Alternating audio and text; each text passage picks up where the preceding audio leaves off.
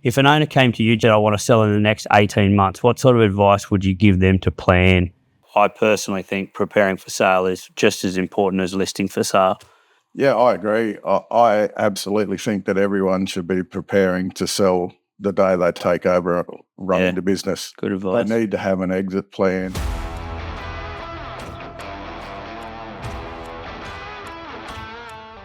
G'day folks, welcome back to Ras360 Property Solutions Brokers Boardroom. We're on to our accommodation subjects after some great success that Sid Douglas had with the Brokers Boardroom management rights experts over several episodes that you can see on our YouTube and Spotify channels. I'm delighted to be doing a two-part motel series today. We would like to thank Mary and Shane from the Homestead Motel right here on site in Dalby. Magnificent motel that's booked out tonight at 100% occupancy. And part of the reason for that is one of the great motel relief managers around Australia, Richard Temple, who owns Motel Relief Managers Australia, along with various other motel jobs and little side businesses he's got going, and we'll get onto those in a minute. And also Jason Vogler, one of Australia's leading motel brokers that works here at Ras360, covering the Darling Downs in southwest Queensland. Fresh off the settlement of one of the biggest deals we've done at Ras360, and biggest deal Jason's done personally for the Platinum Motel sale to Deltine, just down the hill at Toowoomba. So Richard, what's your story? Obviously you're in relief management, one of the biggest guys in the sector. What does a day-to-day look like for you? And then when you leave this motel or this property, what's month-to-month look like for you? Talk us through. Nathan, that's good. So I stepped out of salary positions for a long time. I was running hotels. My biggest one was in Newman, Western Australia. I did that for 9 years. It was a 100-room property. So it gave me a huge insight into stepping out of hotels and into motels. When I came back, I left the hotel industry to start my own relief management company in Queensland. Yep. And which is home. So I have been doing that for 6 years now, and I've created that MRMA online community, Motel Relief Management Australia. So I have technically filled my months with relief management. So I divide my time between Queensland and New South Wales mostly. Yeah. Sometimes Victoria, occasionally South Australia, and I'm trying to get into the Western Australian market. But my Facebook group is also open to everybody. Nationally, yeah. Nationally. And do you have a home? Do you get home often? I do have a home. I get home about every 6 weeks. Okay, beautiful. Not often, and sometimes I'm away for as long as 3 months. Okay. And what's day-to-day look like?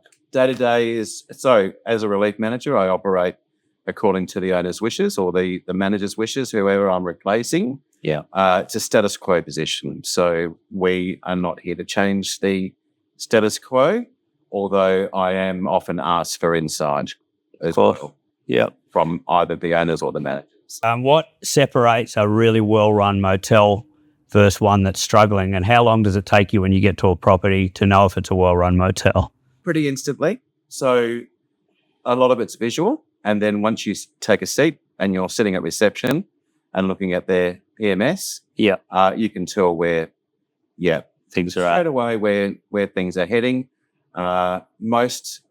Mostly good, and then there's some headaches as well. In your opinion, when people buy motels or they currently have motels, what are some of the things they underinvest in systems-wise? Is it software? Is it housekeeping? Talk us through that. And then obviously, Jason, how does that relate back to a sale when you take a property to market? But over to you, Richard. So that's a really good question, and there is a lot packed into that question as well. So I deal mainly with a lot of sole operators that either run the motel themselves or they have managers on site. Yeah. And that's where I step in as a relief manager giving breaks. So there's a lot in the fact that, there's some consistencies in some motels and there's some inconsistencies. And I guess the biggest things that stand out are the operations of the motel. I see good housekeeping and I see bad housekeeping, but I also see good PMS and I see not well-run PMS. So meaning, does that motel need to be on a channel manager? Yes, most do. Do they need to be connected to the hotel network or the GDS? And some do, depending on their geography. Yeah, that's a location thing. The location thing, Yeah. absolutely, and their market. So I guess the biggest thing is know your market as well. Yep. And then, Jace, how does that then transfer onto the sale? So obviously preparing for sale, a well-run motel is going to be a lot easy to get your head around and to show customers. But where does the value sit in trying to get that premium for a property versus something that might be, a little bit more budget priced? Yeah, the biggest thing that I see that owners don't spend money on is themselves, their own business. Yeah, okay.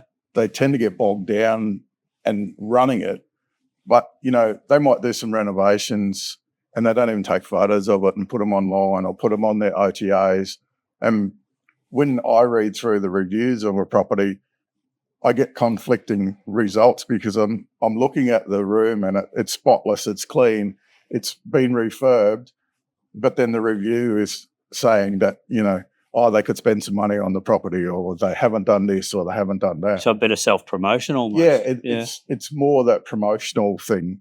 And when people do invest in that and their technologies, they tend to get more bookings. Yeah. Because, 10 good reviews will outweigh 1 or 2 bad ones. Do you think that's true? Right. Yeah, absolutely.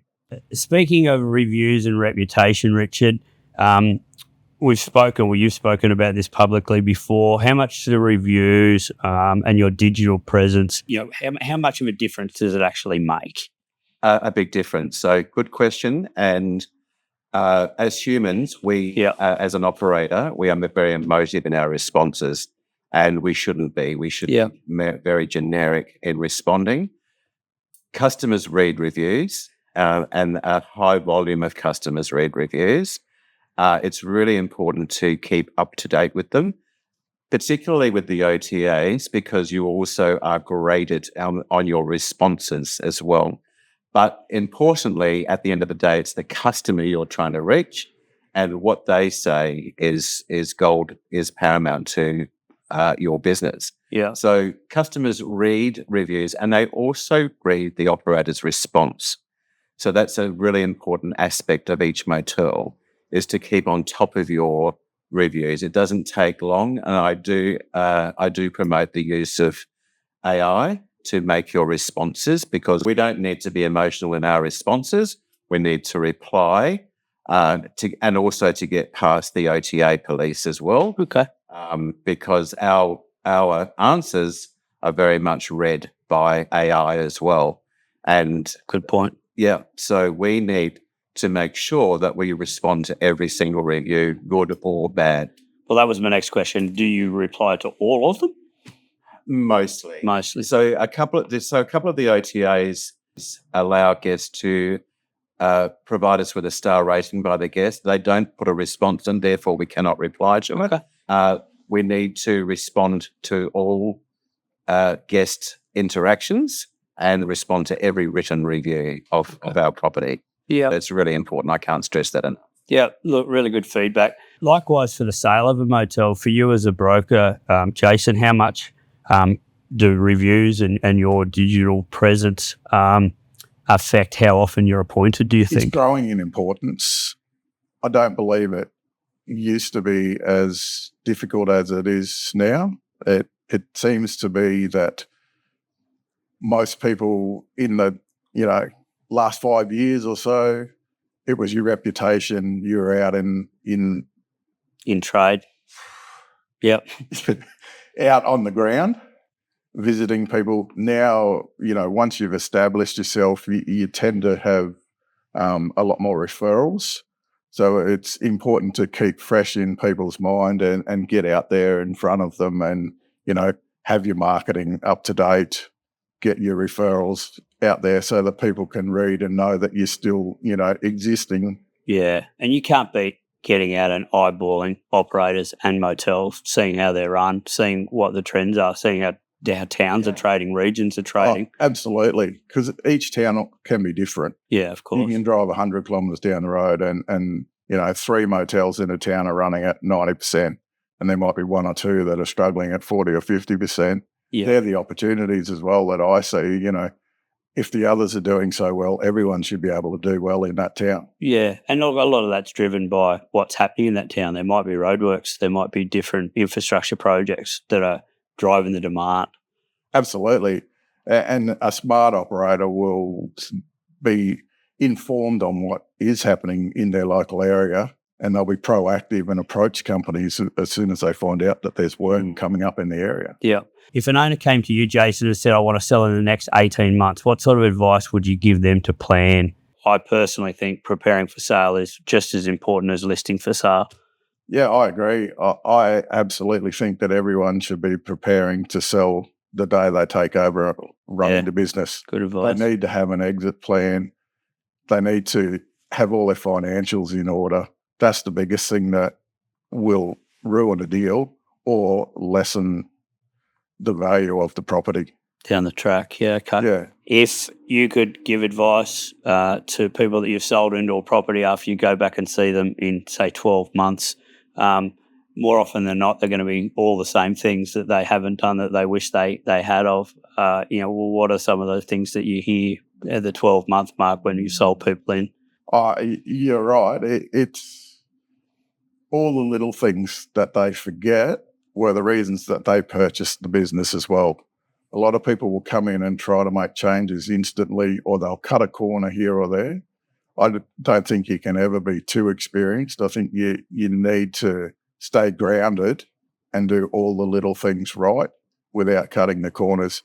You can cut costs, and I think that's a big one. You know, in the current space that we're in with the state of the economy and everything, you know, money is a little bit more precious, I suppose, where people don't have a lot of cash to spend. Yeah. Cutting costs is okay, but not cutting corners. Do you see that much? I totally agree. Yeah, absolutely. I always say we can find measures to replace without the detriment of the guest experience as well. So what's the last thing you should be cutting costs on? Is it marketing, advertising, housekeeping? Is it linen? Is it the goods in the room, your shampoos, conditioners? Lots of good points. So there are measures. So there's in-house laundry. Yep. There's outsourced laundry. So they're very important factors. Labour costs when you're in-house, and then linen costs out of house. So there are things that you cannot cut, but there are ways to minimise your costs. So I would say, once again, it goes back to every motel has a different operational standard. Yeah. And I think it's really important to not cut corners on the guest experience, such as there's always a need for fresh linen. There's always a need for amenities. So we don't cut those corners, but we can source better products, price-wise, those kinds of things. So we never cut the guest experience as well. We want to go up, not down. Absolutely. Yeah. And look, for somebody who travels a lot for work, there's three things that every person I speak to, and it's internet, shower, and bed. If you get those three things right, the rest falls into place most of the time. Yeah. High-speed Wi-Fi is paramount now. There's no excuses for that. And the ease to connect as well. There's nothing worse than going to a motel and having to walk up and down to reception 3 times because you can't find a passcode or something like that. That's right. We've noticed quite a lot of late, the back of the key has the Wi-Fi code in because you walk in the room with it in your hand. I think that's a great trick. Yeah. So, Jason, one tip for someone that's considering selling their motel and starting that preparation process, what's the first thing they should really look to do? Obviously, the standout is always your financials. They need to be up to date and professionally presented. Then there's, what does your property look like? Have you trimmed that lawn? Have you, repainted rooms? Decluttered to the office. Absolutely. Decluttering. Offices are terrible. They're the worst thing to look at, aren't they? But, your beds, when was the last time you replaced them? And then you go on, your fire safeties and all your electrical hazards, all of those sorts of things. coming from a previous life, I used to live in a sales role. We used to talk about store blindness. So people that have worked in a store for so long, they don't notice how untidy it had become, or that it needed a bit of work or a lick of paint or whatever it be. How often do you walk into a motel and you think the operator's suffering from what I call store blindness, not seeing things that really need to be updated or fixed? Oh, I would say probably 80% Okay. of them. And you can usually tell that someone's been there more than 3 or 4 years. They get to that stage and they don't see anything anymore. Yeah. And they're the things that when you're preparing to sell, obviously your financials are very important, but the tidying the property up and decluttering potentially the office, they're the things that we're talking about. Oh, absolutely. And even, worn out appliances. I don't know how many storerooms there are out there in the motel space where there's 20 years of broken kettles or microwaves or whatever. Like, throw that shit out. Yeah. You don't need it. Yeah. It's never going to work again. Get rid of it straight away. That's always a good thing. And, maybe a little bit of someone might have hit an edge of a wall with their suitcase and it's a little bit of plaster missing or a bit of paint.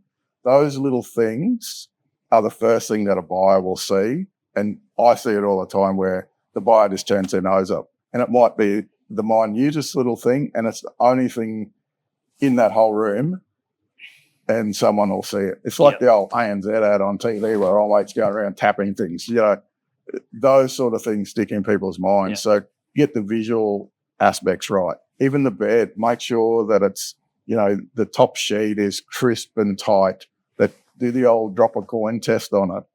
Yeah. Present it in the best light it can be. I always suggest that you treat an inspection like you're treating walking guests through a property, because the buyers will look at a property like a guest will, right? Yeah, absolutely. Mostly. How often do you get guests wanting to inspect rooms before they check in? Actually, quite minimal. Okay. Mostly. I don't see a lot of that. I think there used to be, and it depends also on geography as well. So there might be a strip of motels that might be known for their budget. Yes. Yeah. You're coming into town. It's a feel. I want to see that room before I purchase. Yeah. So I don't see a lot of it. Most people accept what they're going to get. Yeah. Yeah, and I think that comes back to your photographs online on your OTAs, your own website. A lot of people shop around on that and know what to expect before they get to a property now as well. We speak of OTAs and particularly on your Facebook group, there's a lot of queries about the OTAs. A lot. Particularly the big couple of ones. I've also had a thought, which I'd like to get your comment on. Back when we started selling motels, I started selling motels many, many years ago, we used to see big advertising and marketing lines, $30,000, $40,000, $50,000 a year in marketing. The first thing I used to ask the client when I listed the property is, how many rooms did you get in response to that marketing? And they couldn't tell, because you don't know where the booking came from. Or at least with Booking.com or Expedia or the OTAs, you're only spending money if you actually get a room out of it. What are your thoughts on that? It's probably a bit provocative. What I see on my Facebook page is the most contentious issue is the price war between the two big OTAs. And quite often they will discount more to sell your room on the OTA.